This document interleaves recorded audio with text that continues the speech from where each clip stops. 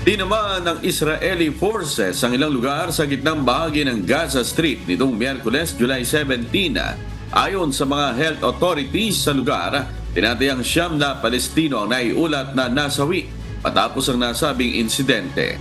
Nagkaroon naman ng limitadong pag-usad patungo sa Rafah sa timog ang mga tangke ng Israel.